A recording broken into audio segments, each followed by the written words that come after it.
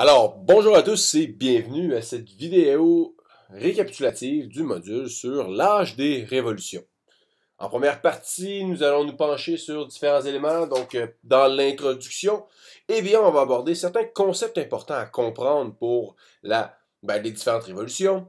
On va parler aussi sommairement de la Révolution d'Angleterre, mais vraiment vite, parce qu'en bout de ligne, en vue de l'examen, ce n'est pas une notion. Donc, c'est pas une notion à étudier. Ce qui est important de retenir, on reviendra là-dessus. On va parler des philosophes des Lumières. Donc, on va se poser la question à savoir pourquoi leurs idées étaient-elles importantes pour l'âge des révolutions. Par la suite, la Révolution américaine et la Révolution française. Finalement, en conclusion, on va essayer d'établir des ressemblances entre les deux révolutions. Et c'est pas mal le plan pour aujourd'hui. N'oubliez pas qu'à la fin de la vidéo, vous avez également accès aux notes de cours complétées. Sur ce, bonne vidéo. Donc, en premier lieu, il faut se poser la question, lorsqu'on aborde la thématique complète de ce module, on parle principalement de révolution. Fait que la première question qu'on devrait se poser, c'est ça que vous avez à la page 1 de votre document, c'est qu'est-ce qu'une révolution? Et à ça, on a répondu que, ce sont des changements brusques. C'est souvent violent, surtout au niveau politique. Donc, on va voir, il y a différentes formes de révolution. Quand on parle de révolution politique, c'est rare que ça vienne de soi. Habituellement, c'est violent, sauf lorsque nous sommes au Québec, avec notre belle révolution tranquille. Mais le 22 juin 1960, les libéraux de Jean Lesage délogent l'Union nationale à l'Assemblée législative du Québec.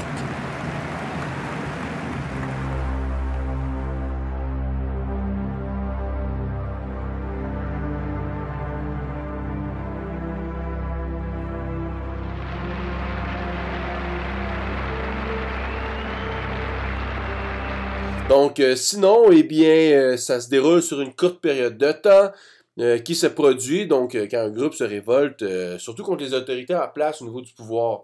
C'est également possible d'avoir une révolution dans différents aspects. Donc, voilà, ça c'est la définition de la révolution. Et, les différents de la rébellion, parce que la rébellion, le but est le même, on le sait, c'est ce qu'on avait écrit encore une fois à la page 1. Le but est le même, sauf que le constat, c'est un échec. Donc, d'où la raison pour laquelle nous parlons de rébellion des patriotes au Québec. Donc, c'est parce que, ce mouvement révolutionnaire a échoué. Et étant donné qu'on n'a pas eu de changement dans notre société, on parle de rébellion. Avant d'aborder la question des philosophes des Lumières qui auront une influence majeure sur l'âge des révolutions, donc le siècle des Lumières qui est celui du 18e siècle, donc de 1701 à 1800, je veux rapidement aborder la question de la Révolution d'Angleterre. En Angleterre, et en passant, cette section sur l'Angleterre n'est pas à l'examen. Okay? Donc, soyez-en assurés, ce n'est pas à l'examen, je le répète une dernière fois. Donc, lors de la Révolution d'Angleterre, on a deux révolutions d'Angleterre. Une première qui est plus sanglante, qui va se terminer avec la mort du roi, et une deuxième qu'on va appeler la Glorieuse Révolution, qui, elle, va se faire sans effuse de sang, désolé. Donc, aucune goutte de sang, et c'est la victoire des parlementaires. Mot intéressant, donc dans lequel, on a le mot « parlement ». Et j'espère, que maintenant, vous savez ce qu'est un parlement. Un parlement, on en a un, nous, à Ottawa, et c'est à cet endroit que les députés pour lesquels on vote vont nous représenter. Donc, l'Angleterre arrive avec cette fameuse glorieuse révolution qui va se dérouler sur 2 ans, soit de 1688 à 1689, et qui se termine, avec la Bill of Rights, qui vraiment, amène une séparation des pouvoirs. C'est ce que vous avez à la page 2, question 7. Donc, une séparation des pouvoirs entre les souverains et les membres du Parlement qui sont élus. C'est majeur, parce que pour une première fois en Europe, on assiste à la mise en place de ce qu'on va appeler une monarchie constitutionnelle. Donc, il y a une constitution qui garantit des libertés, qui garantit certains droits aux citoyens, donc notamment le droit de vote, et qui leur permet de prendre part aux décisions. Ailleurs en Europe, on est toujours dans la monarchie absolue. Et ça, C'est une immense différence parce que la monarchie constitutionnelle, à la différence de la monarchie absolue, donne du pouvoir aux citoyens. Cette monarchie constitutionnelle va influencer les idées des philosophes des Lumières. Donc, que réclament ces philosophes des Lumières? Eh bien, ils réclament plus de liberté, plus de justice, plus d'égalité, une plus grande tolérance religieuse, une accessibilité à l'éducation et à la diffusion du savoir. On espère que la population puisse s'éduquer et on prend le modèle anglais comme source d'inspiration pour faire valoir nos idées. On n'a qu'à regarder dans ce tableau. Regardez par exemple Voltaire et Montesquieu, ce qu'ils ont en commun. Ils revendiquent la séparation des pouvoirs. Ils ne sont pas contre la monarchie. Ils sont contre la monarchie absolue. Et cette différence est importante parce qu'en bout de ligne, on n'a jamais été contre le roi lors de l'âge des révolutions. Surtout, bon, on va prendre, à ce moment-là, on parle vraiment de la France. Les États-Unis, c'est autre chose, mais dans le cas de la France, on n'a jamais été contre le roi. Par contre, la population qui s'éduque de plus en plus, qui devient bourgeoise, qui a accès de plus en plus à des grandes institutions, à des universités, et qui est maintenant capable de lire et d'écrire et de lire le journal, eh bien, on veut plus de pouvoir, on veut participer aux décisions collectives. Les philosophes des Lumières, qui sont majoritairement européens, eh bien, vont se buter, en fait, à la royauté d'un côté, qui, bien sûr, ne veut pas perdre sa monarchie absolue, hein, son pouvoir absolu. Eh bien, donc, ils vont se buter à la royauté et au clergé, qui est le principal allié de la royauté. Donc, maintenant, nous allons pas vraiment répondre à la question sur le pourquoi les idées des Lumières étaient importantes. En fait, ce qui est important de retenir, c'est qu'elles sont à la base des revendications, donc des demandes de deux révolutions étudiées. Je donne des exemples. Okay? Donc ici, on a la liberté, les libertés en fait, l'égalité, la justice. En rouge, vous avez le type de questions que vous devriez vous poser dans le cas des 13 colonies, et en bleu, eh bien, c'est le même type de question, mais dans le cas de la France, de l'Ancien Régime. Donc, si on regarde au niveau des libertés, est-ce que la situation pour les 13 colonies, est-ce que dans le fond, les 13 colonies étaient libres? Est-ce qu'elles pouvaient faire ce qu'elles voulaient? Pourquoi? En France, est-ce que les sujets du roi pouvaient dire tout ce qu'ils voulaient? Au niveau de l'égalité, donc, est-ce que dans les sociétés pré-révolutionnaires, donc l'Ancien Régime ou les 13 colonies, y a-t-il une égalité entre les membres de ces sociétés? Donc, en gros, est-ce que les membres, par exemple, dans l'Ancien Régime des trois ordres, eh bien, sont-ils égaux? On peut se poser la même question pour les 13 colonies, soit face à sa métropole, ou encore, dans la société, entre les colons et les soldats anglais. Au niveau de la justice, devant la loi, est-ce que la parole d'un noble vaut plus que celle d'un membre du tiers-État?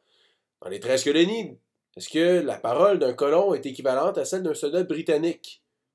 Finalement, si on regarde les deux sociétés post-révolutionnaires, donc qui vient après, donc post-après la Révolution, eh bien, comment ces principes ont évolué au niveau de la liberté, de l'égalité, de la justice? Je ne vais pas vous donner de réponse dans cette vidéo. Mais ceux qui le veulent, eh bien, écrivez vos réponses et venez me les montrer, qu'on puisse voir ça ensemble. Parce que c'est le type de questions que vous pourriez retrouver à l'examen. Est-ce que c'est ces questions-là? Ben non. Mais c'est le type de réflexion que vous devez avoir. Donc ça, pour l'étude, moi, ce que je vous recommande, essayez de répondre à ces questions-là. Et par la suite, venez me voir. Ça va vous permettre vraiment ça rend votre étude un peu plus concise, ça permet de vraiment synthétiser toute l'information apprise en classe. Et maintenant, on va le voir là, dans le reste de cette vidéo. Donc, posez-vous ces questions-là. Donc, revenez sur ces principes des idées des Lumières.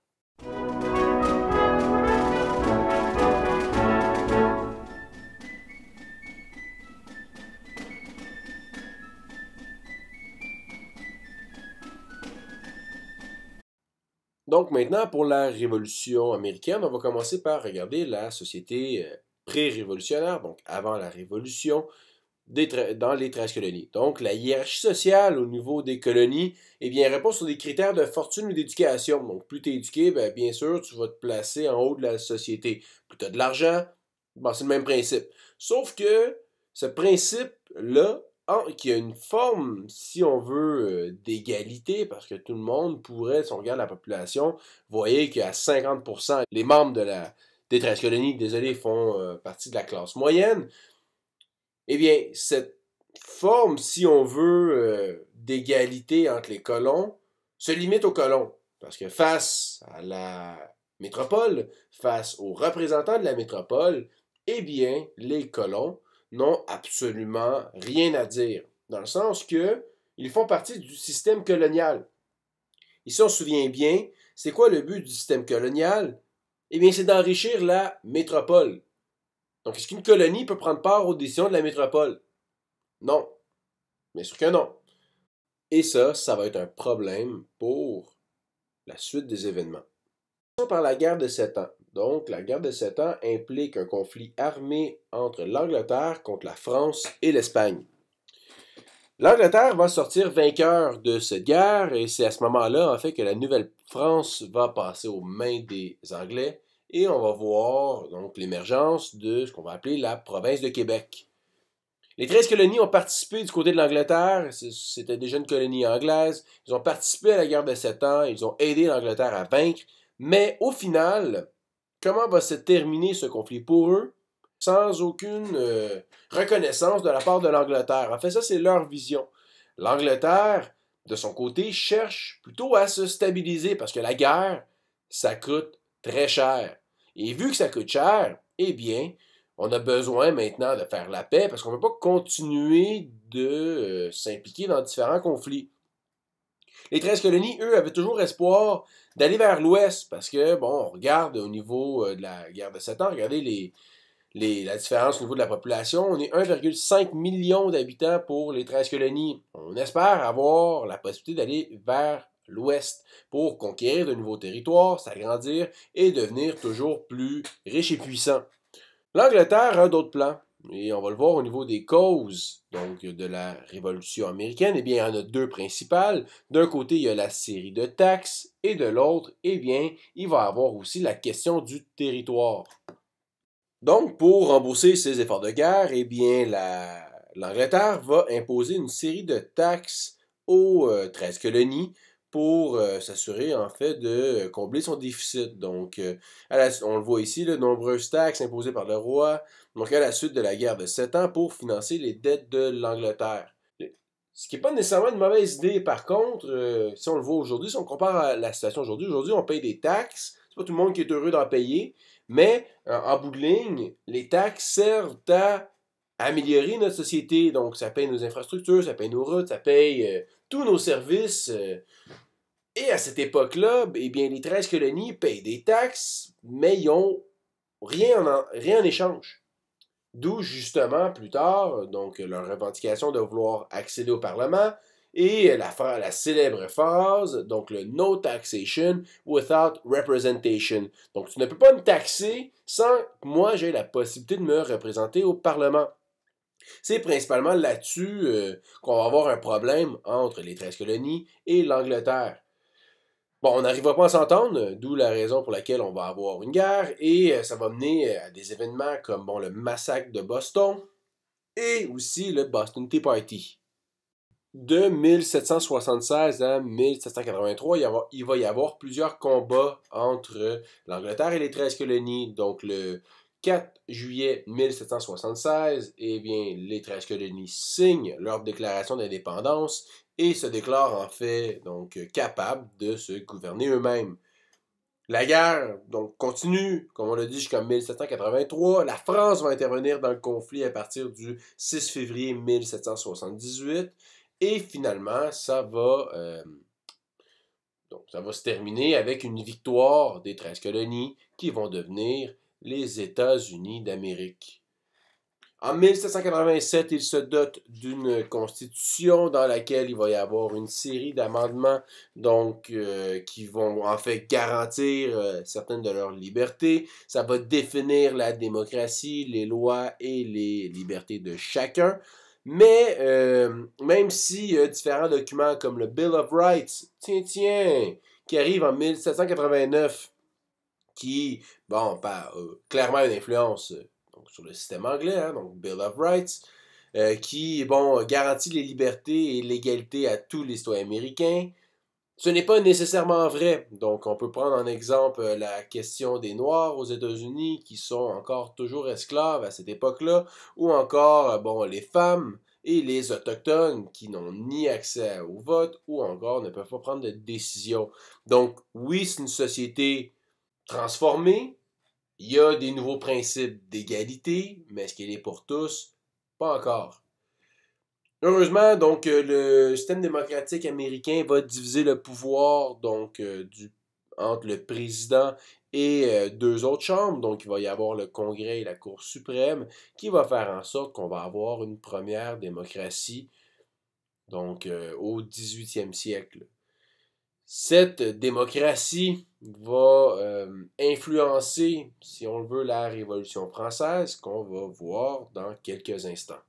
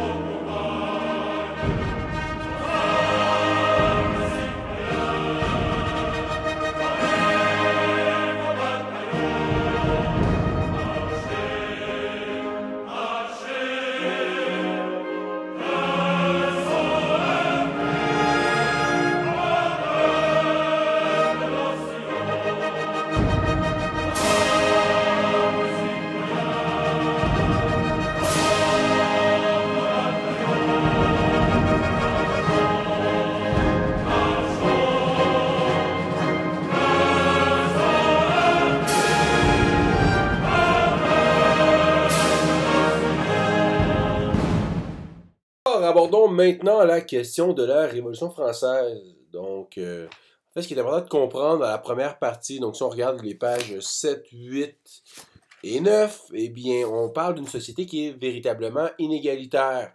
Donc, l'ancien régime, c'est comme ça qu'on le nommait, était divisé en trois ordres. D'un côté, il y avait le tiers-État, qui représentait, selon les statistiques, là, ça varie. Nous, on a écrit dans le document 98, mais certains disent 96. Donc, entre 96 et 98, c'est la grande majorité quand même. Donc, le tiers-État qui représentait 98% de la population et qui payait tout. Donc, c'est eux qui étaient imposés. La société française s'articulait autour du tiers-État et permettait aux autres ordres de vivre comme ils le voulaient.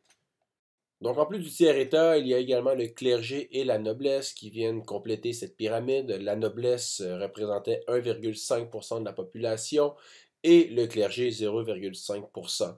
Au-dessus de la pyramide, il y a le monarque absolu, dans ce cas-ci Louis XVI, donc c'est vraiment en gros la société de l'Ancien Régime. Si vous allez à la page 8, eh bien on peut lire que par exemple la noblesse, c'est elle qui possédait des terres, ils ne travaillaient pas, les membres de la noblesse, donc ils vivaient du revenu de leurs terres et des pensions royales que leur accorde le roi. C'est important parce que tantôt on va parler de la crise financière. Et les pensions royales, eh bien ce sont des pensions qui étaient données aux nobles qui étaient fidèles au roi, donc c'est une façon de leur permettre de rester fidèles au roi, et qui, en fait, est une des raisons pour lesquelles le royaume dépensait autant. Le clergé, de son côté, eh bien, était composé de deux clergés. Il y a le haut clergé qui était peu nombreux, et c'était habituellement des gens qui étaient issus de la noblesse, qui faisaient partie du haut clergé, ils étaient habituellement des évêques, des archevêques, donc des positions, des cardinaux. Donc, ils étaient vraiment des gens d'influence, des gens qui avaient plus de pouvoir. Et de l'autre côté, on avait le bas clergé, le bas clergé qui venait habituellement donc, du tiers-état et qui, on parle vraiment du prêtre de paroisse. Le bas clergé va être l'un des premiers groupes à s'associer au tiers-état pendant la Révolution française. Si on regarde le tiers-état, le tiers-état comprend tous ceux qui n'appartiennent ni au clergé ni à la noblesse. La majorité sont des paysans. Ils vivent misérablement. C'est important, hein? Misérable. Imaginez à quel point ça va mal. Donc, il y a aussi les bourgeois qui vont exercer des métiers comme des banquiers, des marchands, des avocats, des notaires. Sachez que c'est principalement les bourgeois qui vont faire la Révolution française. Le paysan de campagne n'était pas vraiment capable d'argumenter, n'avait pas la rhétorique pour faire avancer ses idées. Tandis que la bourgeoisie qui, elle, était éduquée, qui avait lu les idées des Lumières, était capable de prendre donc la parole et de défendre leurs intérêts. Nous allons maintenant parler des causes de la Révolution française. En premier lieu, il y a deux raisons. Donc, il y a la crise agricole et il y a la crise financière. Donc, si on regarde au niveau de la crise financière, regardez les impôts, ou les revenus en fait. Donc, la majorité des revenus provient des impôts, donc les taxes sur le tiers-état. Et si on regarde au niveau des dépenses, regardez à quel point il y en a. Donc, si on regarde au niveau des guerres, par exemple, la France est impliquée dans des guerres. Soit qu'elle l'a perdu ou soit qu'elle n'a rien gagné de ces guerres-là. C'était vraiment par pure vengeance. On peut passer à la guerre de 7 ans qu'elle a perdue et à son implication dans la guerre d'indépendance américaine. Elle a participé à la guerre d'indépendance des États-Unis, mais en n'a absolument rien retiré. Donc, elle paye des pensions royales, elle a des dettes, donc la dette de l'État qui représente plus de 50% du compte de dépenses. Il y a également les différentes fêtes, donc, et également la perte de possession, perte de colonie dans les Antilles. Sinon, pour ce qui est de la crise agricole, deux mauvaises récoltes, donc les années 1787-1788, vont faire en sorte à ce que le prix du pain va exploser. Les paysans ne sont plus capables, en fait le tiers-état, la plupart de la population n'est plus capable de se procurer du pain. Donc en raison des mauvaises récoltes, le prix du pain va augmenter, qui va avoir comme conséquence que la population n'a pas assez d'argent pour s'en procurer. Les commerces vont fermer et on entre dans un cercle vicieux qui fait en sorte que la population souffre encore plus. Le roi n'aura pas d'autre choix que de convoquer les États généraux. Aux États généraux, il va y avoir donc les trois ordres qui vont être représentés. La noblesse va avoir 270 députés, le clergé 291 et le tiers-état 578. Chaque ordre arrive avec donc ses demandes. Mais au final, ce qui est important de retenir sur les États généraux, c'est que ça va être un échec qui va faire en sorte que la France, en tant que telle, va commencer de plus en plus à se définir en tant que nation. La première étape qui mène à ça, c'est la création de l'Assemblée nationale. Donc, on va appeler ça à l'époque l'Assemblée nationale constituante parce que l'objectif final est l'écriture d'une constitution.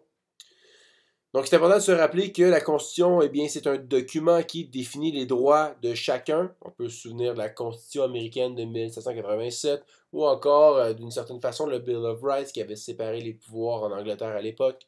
Donc, on veut une assemblée nationale à travers laquelle, en fait, tous les ordres de la société pourront être représentés. Ailleurs, au mois de juillet 1789, donc le 14 juillet 1789 pour être précis, il va y avoir un événement majeur qui signale le début de la Révolution française. On parle de la prise de la Bastille.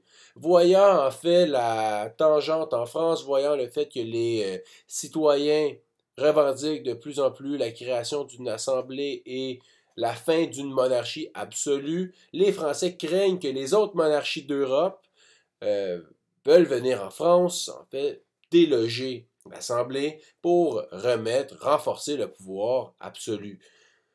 On va vouloir prendre la Bastille chez les citoyens français pour une raison principale. C'est en raison de la présence de poudre à canon à l'intérieur de la Bastille. encore aujourd'hui, le 14 juillet représente la fête nationale des Français. Tout ça va débouler vers le mois d'août 1789. Donc, l'Assemblée nationale va décider d'abolir les privilèges. Donc, ça signifie que, eh bien, on va avoir une égalité pour tous, donc devant la loi, l'abolition des privilèges et des ordres, et on va arriver, en fait, avec la mise sur pied de la Déclaration des droits de l'homme et du citoyen. On y parle d'égalité pour tous, de séparation des pouvoirs, de liberté d'expression, que tous les hommes naissent égaux. Donc, ce sont des principes que nous avons vus, en fait, avec la philosophie des Lumières. Et encore une fois, on voit comment le siècle des Lumières a influencé les révolutions. Donc, le 14 juillet 1790, eh bien, le roi accepte la nouvelle constitution. Donc, cette même année, les ordres religieux vont être dissous, l'Assemblée nationale décide de vendre les biens du clergé pour rembourser les nombreuses dettes, et le 3 septembre 1791, la nouvelle constitution est adoptée. Ça va enlever en fait le pouvoir législatif et judiciaire au roi, c'est la fin de la monarchie absolue et le début de la monarchie constitutionnelle. Or, il y a un énorme problème avec cette monarchie constitutionnelle. Le grand problème, eh bien, c'est que le roi a toujours un droit de veto. Donc, à ce moment-là, est-ce que c'est réellement une monarchie constitutionnelle? Est-ce que c'est réellement l'instauration d'une démocratie? Pas vraiment. Donc, le roi va se faire exécuter au début de l'année 1793. Et une fois que ça c'est fait, eh bien, on va assister véritablement à la Première République. La République annonce par le fait même le début de la démocratie. Si on se fie, eh bien, au début de la Révolution, on assiste à l'instauration d'une première démocratie en Europe, sur le continent, parce que quand même il y en a une qui existe déjà en Angleterre, même si elle est partagée avec la monarchie. Ça semble être un succès, la Révolution française. Eh bien, le problème, c'est que ça se complique, parce que plus le temps va avancer, plus ceux qui sont à la tête de la Révolution française vont commencer à couper des têtes. Ce que j'insinue par là, en fait, c'est que les gens à la tête de la Révolution, par exemple comme Maximilien de Robespierre, vont commencer à avoir des ennemis partout. Tous ceux qui sont contre la Révolution française ou qui ne la voient pas de la même façon que Maximilien vont commencer à se faire guillotiner. Il n'y aurait pas eu de révolution sans moi. Il n'y aurait pas eu de république sans moi. Non, vous ne me traînerez pas vers la mort. Je suis vivant, à jamais. Le monde nous regardera et se demandera quel genre d'hommes nous étions. Ne laissons pas dire que nous n'étions pas meilleurs que ceux que nous avons chassés. À la base, les principes étaient beaux. On parle de liberté, on parle d'égalité, on parle de justice. Mais y a-t-il justice ou liberté si ceux qui expriment leur mécontentement face aux décisions qui ont été prises lors de la Révolution se font guillotiner?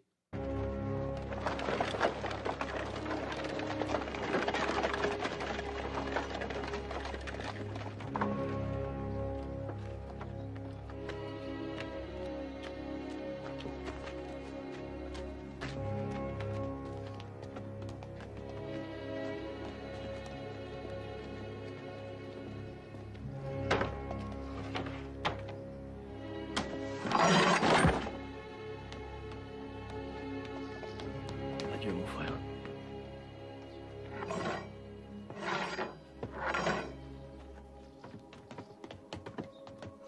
Samson, prends cette mèche de cheveux. C'est les cheveux de ma femme. Envoie-les à sa mère.